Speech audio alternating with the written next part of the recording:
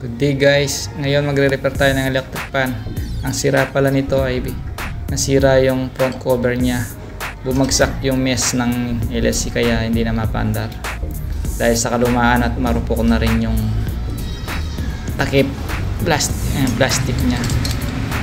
Ngayon gagawin na natin ng paraan para magawa ito kasi kailangan na daw ngayon kasi mainit daw yung panahon. May nabibili naman sa online kaso matagal bago dumating, minsan 3 araw kaya hindi na tayo order. Gagamitin natin pinagbabawal na technique.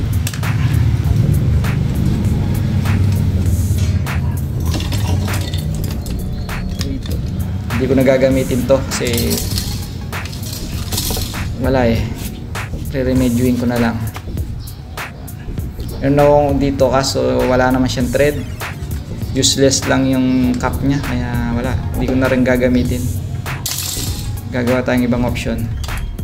Gamitin na lang natin ang pinagbabawal na technique.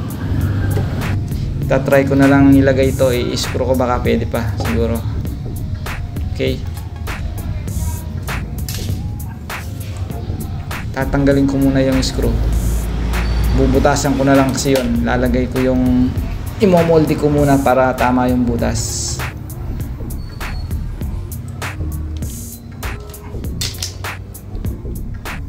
Yan, ilalapat ko siya.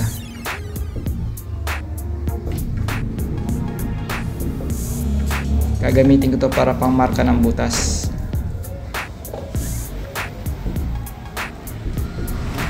Lalapat ko para makuha ang tamang sukat.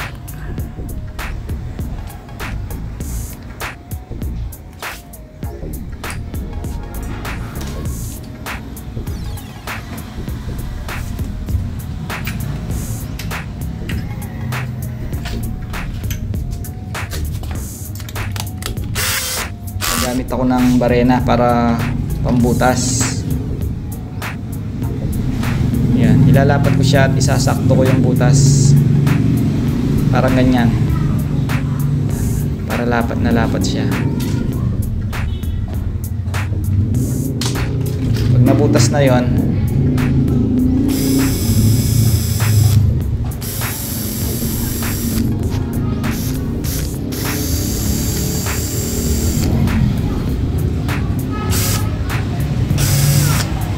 yan, butas na.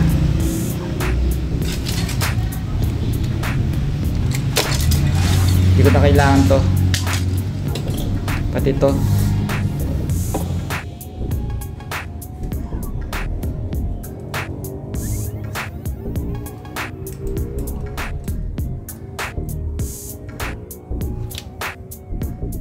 Pwede natin yung screw.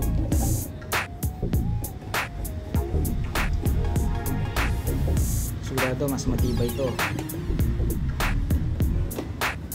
kaysa sa original kasi wala lang takip.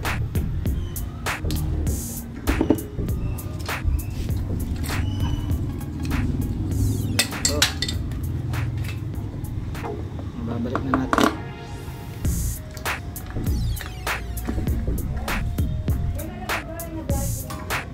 Balik na natin yung takip.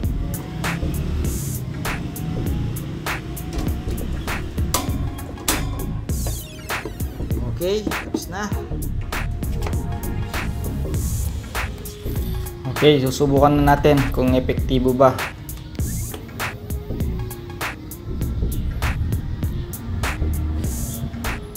Okay, matibay na siya kahit talog-talogin pa yan matibay pa ito sa original Ayos, nakaka-save pa tayo ng save money at saka save time pa tayo. Hindi na kailangan to, tapon na natin. Okay, kung nagustuhan nyo to, kayo nang bala, like and share, subscribe na lang. Sana magustuhan nyo. Salamat.